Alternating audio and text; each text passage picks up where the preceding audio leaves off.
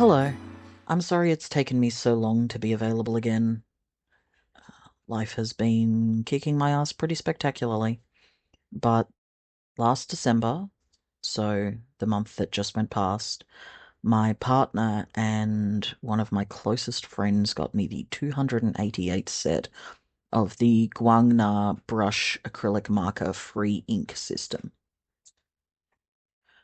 They are, without a doubt, some of the most beautiful acrylic markers I have encountered. So while it does take quite some time, about 3 hours for the first half, I took the time to record time lapse and then play for you the swatching process. The markers themselves are delightful. They come with a swatch card. They come with 12 extra nibs. They also come with, as I said, 288 colors, which is obscene. Even just the greens took up, I think, 2 rows, maybe more. Um, and of course, sorting through 288 markers in effectively random order was honestly more time consuming than the actual filling of the swatches. One thing you might notice is that the camera doesn't pick up on the differentiation between the colors super well. They are gorgeous, they are varied, and a lot of the tones are very pale in this first row. They actually have enough midtones, enough highlights, and enough shadows, enough tints and tones, that is to say, to be not only functional, but incredibly useful.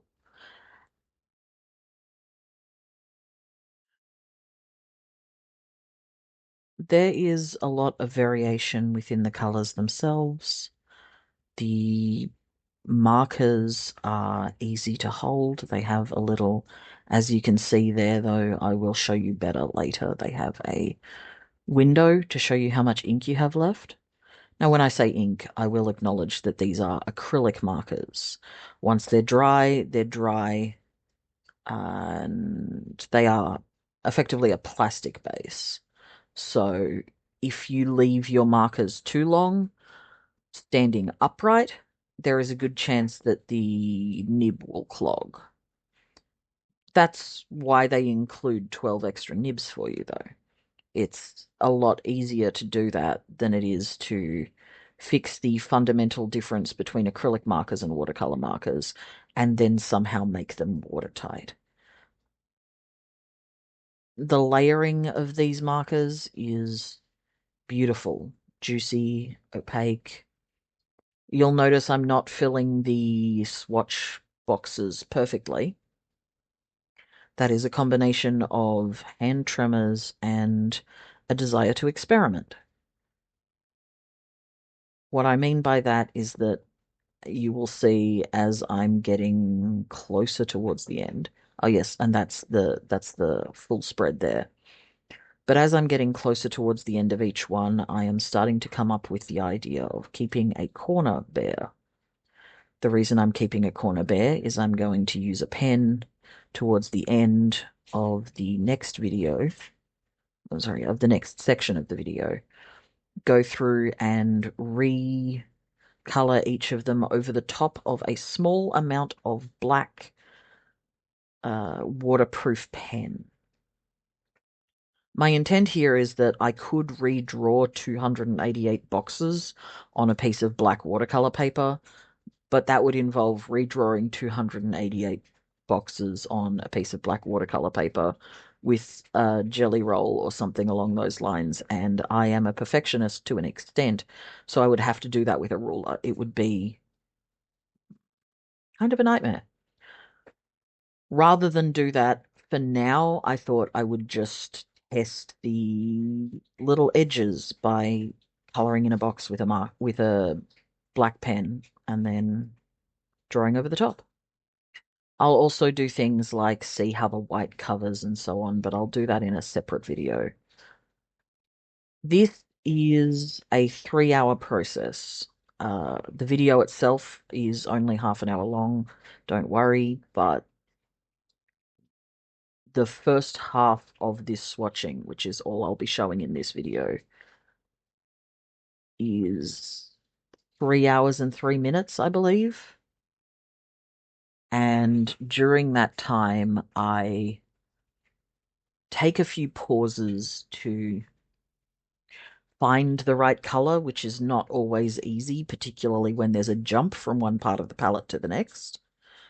Uh, so when we're going from the very dark colors, as you're seeing here, to, for example, one of the pale colors, such as this, it takes a lot more time to find the appropriate color. That said, they're in an interesting color order. There seems to be some rhyme and reason to it. Uh, Perhaps it has to do with the pigment that's being tinted or toned. I'm genuinely not sure. It could just be related to the order in which they were originally manufactured, because the 288 box is new. Before that, they had a 164, I think, and then they went to a 240. 288, I will admit, may have been overkill, but I'm very excited to play with them. I'm very, very excited to paint with them. A couple of pauses in this video are me desperately hunting for a particular number because these are numbered, which is incredibly helpful. At the bottom of the box, there's even names for each of the colors, but at this point, I am only working with the Chinese symbols for the names, and I will probably write the names in very small text inside the box. I'm not sure if I want to do that yet because some names are longer than others, and I would like to keep the swatches fairly clear. The other thing you may notice is that some of this is taking a very long time. It's not just about finding the color. I have to find the color, I have to double check the number, and then I have to shake the marker a whole bunch. Uh, these came and were months in shipping, I believe. I'm not entirely sure how long because they were given to me as a gift, but as a result, the ink has separated pretty significantly. At some point in the video, I will show you the separated ink. I'm not sure which markers I use to do that, but I do show it up a couple of times. The little rectangles will become the black ink swatches, and um, I'll be covering a lot of space with this. As for the markers themselves, I have to say, this is a white goods brand. That means you can get them on Shein, on Temu, on Amazon, pretty much anywhere that you're getting your cheap art supplies. These don't feel cheap. They don't feel cheap at all. These are, in fact, the same model as far as I can work out, and maybe coming out of the same factory as the similar uh, Copic brand and the similar Posca brush pens and a couple of other things. There's two main kinds of brush tip acrylic pen. And the difference is whether they use a foam cartridge, which has been soaked in a thinner ink, which gives you potentially lovely translucent lays that I am very bad at using, or if you get something like this, which is more opaque. Now, you will see that at the top of each of these markers, capped under the lid, is a little plastic rubber fin system. Those fins create a capillary reaction and draw the ink along the wider spaced fins very readily, and then give you a lot of control by towards the tip having finer spaced fins. The end result of that is that you can use a thicker ink in these than you do in the cartridges, and also that you get a lot more ink. The only real downside I've found is that sometimes the ball in these does stick, and you have to sort of smack it against your hand a couple of times in order to dislodge the ball before you can actually effectively shake the ink out. I do think that there are a lot of advantages to the different models, not models, the different kits that this comes in. For one thing, there is a carry case version. The carry case version comes with detachable little flaps. I want to state, by the way, I'm not paid by these people, and I did not get these for free. Well, I got them as a gift, but from friends. I think it's interesting to talk about these kinds of things because a lot of the brands that we're seeing are things like Ardex, Ohuhu, and of course the more famous Copic, the more famous Posca. Uh, you've even got a couple of people comparing things like the Montmartre markers, which are great, I have to say, but have an issue of an incredibly small palette. Obviously, that's not going to be an issue here. I think it's worth noting that I have tried, I think, 4 or 5 brands of acrylic brush marker at this point, and these are by massive margin my favorite. I have made a bunch of artworks with the 24 kit already that I had borrowed from my friend, and that was why I was so keen to get my hands on this. So I put it on my wish list, and my friend and partner very kindly actually pulled the money to get it for me. That said, for 288 markers, it is just ridiculously cheap. It's, I think, around 250 to 300 Australian dollars. So you're looking at probably a maximum of 150 US dollars. Ah, just there. I showed you the ink before and after shaking. They have a little metal ball inside that allows you to remix the ink. As I said before, it can get stuck. When it gets stuck, just give it a little bang on your palm. If it's still stuck, try turning it over and banging the other side of the pen on your palm. So either the tip or the bottom. Either way, these markers have been a joy even just in swatching. None of them have leaked so far. None of them have dripped so far, which is more than I can say for any of the other brands. And the ink coverage is about as good as you can get with a brush tip acrylic marker, to my knowledge. The reason for that is that they're able to use that thicker ink, as I was talking about before, but also with the replaceable nibs, if anything was damaged or dried out, I could simply use a pair of tweezers, pull it out, put a new nib in. Theoretically, as a result of their design, they could be refilled. I don't know how one would go about doing that or where one would get the ink. My other complaint about this brand is that they don't have open stock. All of that said, I think it's more than reasonable to stick with what you would prefer in terms of potential wastage issues, or potentially to get a kit like this and then find a brand that does have open stock. That said, Ohuhu markers recently started putting open stock into art stores, which gives me some hope that brands like this, white goods markers and other low cost brands will start to consider the feasibility and the advantages of using an open stock system, by which I mean being able to purchase the individual markers instead of having to rely on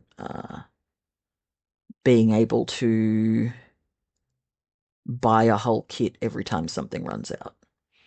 Some of these colors are so beautiful that I'm going to be quite upset when they run low or run out, and I'm not sure what I'll do at that point, but I think the first step is to actually get comfortable with using them and see if it's worth finding a way of replacing the colors that go missing. You might notice that we're taking a little pause from swatching here. That's because I was running out of desk space and needed to organize the markers so that I would have room to continue. Very sorry about that.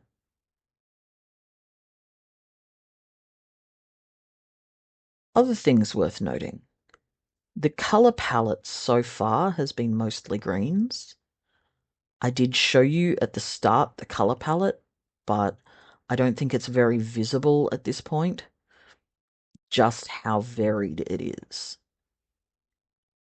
In the first half of the swatch page, I would say you get a lot of wildflower vibes. You get a ton of different greens, some lovely blues, some more pale and earthy tones, though not all of the earthy tones are on this side of the swatch card, which is very promising for skin tones.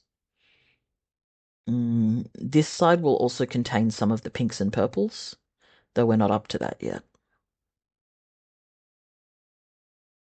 One thing that I found interesting about swatching these was that eventually they started jumping back and forth in the sense of there are times when I go from doing these earthy tones that you can see here back to, say, a blue or a green when we'd already been working on blues.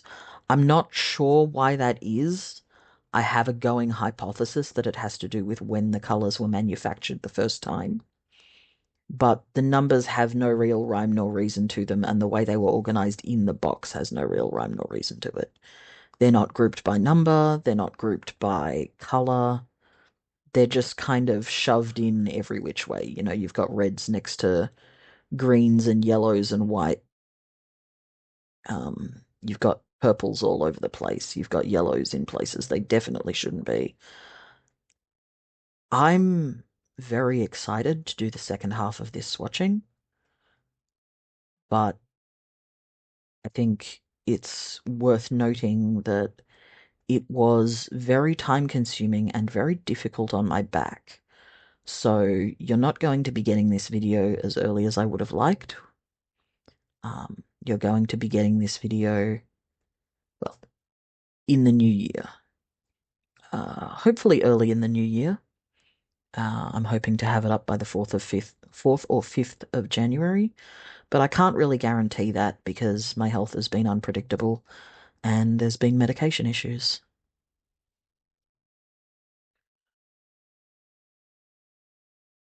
I hope that more of you will want to consider and review markers like these. I find it very helpful to see what other artists think of different markers or different materials in general. There's a couple of artists I follow, for example, who talk all about their gouache experiences. Now, I'm not particularly good with gouache, but I'm also not bad. Also, I want to apologize just while I remember the video does become jittery in a couple of places, and I have no idea why. The slight shaking is my leg and my hand, and also the camera constantly readjusting, but there is some points where the video like stutters, and that's not something I can do anything about. That just seems to have happened in the recording itself. You do get a pretty good idea at this point just how much depth and complexity they've put into this palette, because while one of these numbers is in the greens and looks very dark, it is not a black. So far, I have not touched the black at all. The fact that they've managed to create such a varied and vibrant palette in an acrylic marker is absolutely a new thing to me. Most brands stick predominantly to the midtones. Now, I understand that that's because the midtones are more functional for the most part for most uses. However, when you want to bring in highlights and shadows, it becomes rapidly very frustrating that you have to use white or your darkest color with hatching of black over the top. It doesn't look as nice as something like this, where you can go, I've got all of these greens and blues and teals. I'm going to do, for example, a little pond in a forest. Or, we've got some interesting blues and some greens coming up that would make for a good wildflower field. There's some gorgeous purples and pinks coming up as well, so that's why I mentioned that. Even some of the tones that are greenish or bluish but err towards the very cool and desaturated would make wonderful, wonderful colors for drawing stones. You can see here I'm pulling through some of the very grayish blues, and they are so good, so pretty. I think one of the things that I've found most pleasant about these markers is the level of control you have. Other than a couple of points where dust got under them because of the box itself or because of my shirt, on cotton watercolor paper, these don't really pill. These, even with a couple of layers, will give you quite a lot of control of what you're doing, both in terms of the brush nib being predictable and in terms of the paper behaving the way you would want it to. I don't find that to be the case with a lot of other brands where they're using the cartridge type, because the cartridge type is very watery, but whatever they've done with the ink itself also has a tendency to pull up things like multimedia papers and watercolor papers a little. Worth noting as well that this swatch card they gave me is actually cotton watercolor paper. I found that an interesting choice because not everybody is going to be using cotton watercolor paper for something like this, especially a hot press effect like this, but it does give the most true, I suppose, uh, in impression of how they're going to behave on different surfaces. It's the most generic, I suppose, in terms of how it's going to behave, because a multimedia paper will often be partly cotton. You've got obviously cotton watercolor papers and cotton multimedia papers. You've got things like agave or hemp or bamboo, but also you've got a lot of wood pulp papers. Wood pulp obviously absorbs things slightly differently to cotton, so the markers won't behave identically there. But if they'd given you sketchbook paper, that would give you no idea of how it would behave on watercolor paper. So I think this is the blankest slate they could give you. An idea of this is what they look like when they don't pill. This is what they look like when they don't pool. Um, I think personally that it was a good choice. Though that said, I would have appreciated a black swatch card as well, which some brands do include as far as I remember, though I couldn't tell you off the top of my head who does.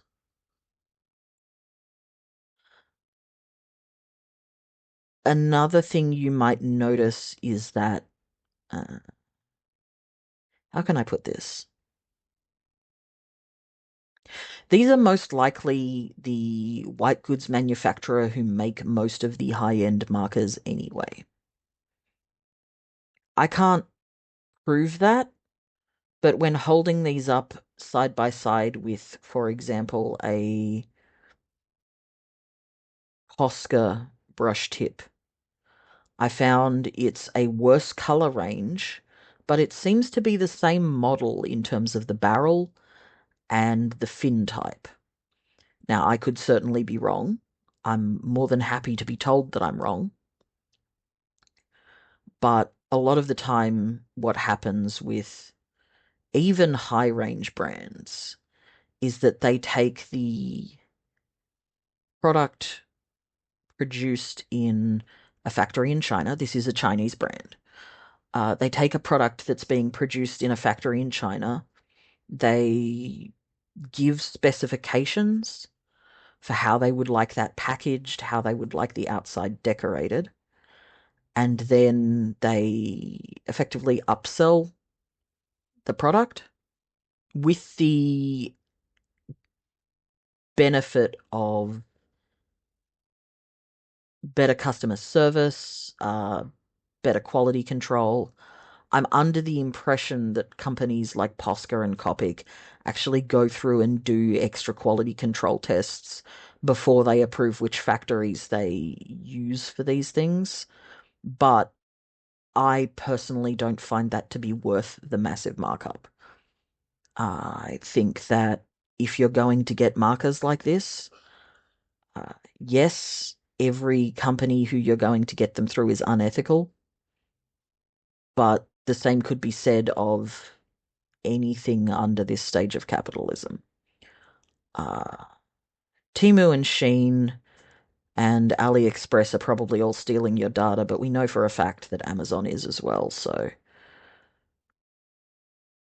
it's, to me, much of a muchness. It's a matter of how discreet they're being about it more than how much data they're taking. Because we know that a lot of those companies break the law. Regardless, I am very glad to have these markers. I'm very glad to be able to do something like this. And I'm very glad to have you all here. We're getting into the purples now. Purples are stunning. I don't think that the camera does particularly good justice to the depth and range of colors that I'm getting. So at the end of this video, I am going to include a scanned copy of the first half of the swatch card. And when I have time to film the second half and release that, I'll do the same there. I think it's important to note how difficult it is to get not only this sort of range of colors in terms of cool versus warm, dark versus light, but also how difficult it is to get things like saturated and desaturated colors in the same sort of colorways. Because if you want something to look natural, you don't necessarily want the most saturated colors. If you want something to look vibrant, a flower or something, you want to be able to emphasize the light and shadow on it quite extremely. So you do want saturated colors, or at least you want some saturated colors in the shadows. I found the most difficult part of this was probably not so much the markers themselves and not so much the swatching itself, but just the sorting and reorganizing that had to happen over and over to try to keep my desk clear and to try to make sure that everything was in some sort of order. You have to keep in mind 288 is a large number. Even 144 is more markers than most people would be able to spread out on their desk without losing all access to their desk. And I don't have a particularly large study. I don't have a particularly large space to do this in. So I am working with what I've got, which means a couple of times I have to rearrange things. I think now that I'm in the home stretch, though, it wasn't so much rearranging as just figuring out where I could place things that they wouldn't obscure the camera or obscure the swatches.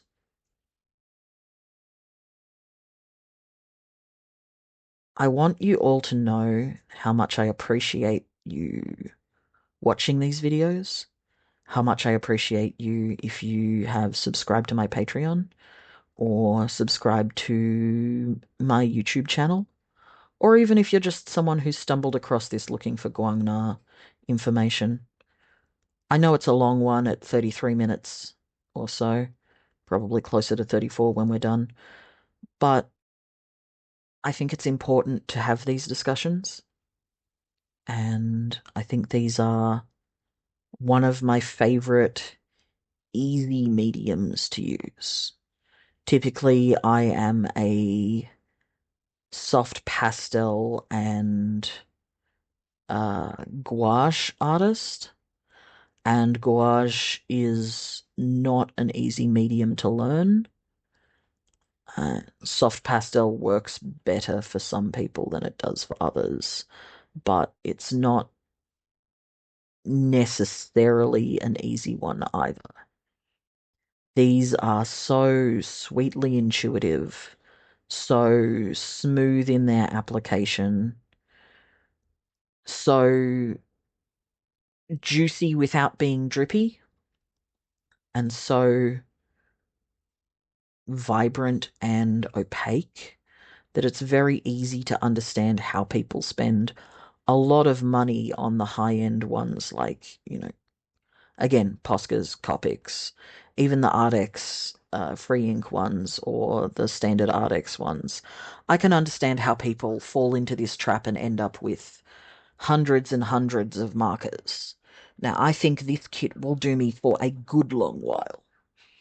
I do think that it's worth noting that I wouldn't normally be able to do something like this, and that it is purely through the goodwill and the kindness of my friends, of my partner, that I had the both capacity and means to demonstrate this for you all. If you have any questions, I'm more than happy to discuss and answer them. If you want to tell me that I'm wrong about something, whatever it is, I'm still open to that. And if you want to talk about what you do or don't like about a particular brand, I'm very eager to have these conversations. I think it's important. I think it's widely enjoyable if you are the particular brand of autistic that I am, where I focus on a particular medium and I learn everything I can about it. If there's anything else I can do for you, let me know. Please, if you have the inclination, do hit that subscribe button. I have a free tier on my Patreon where you can get access to these kinds of videos. And thank you for being here for the journey. Here's the swatches up close, and I'll take a scanned copy after this is done. Have a lovely day. Goodbye.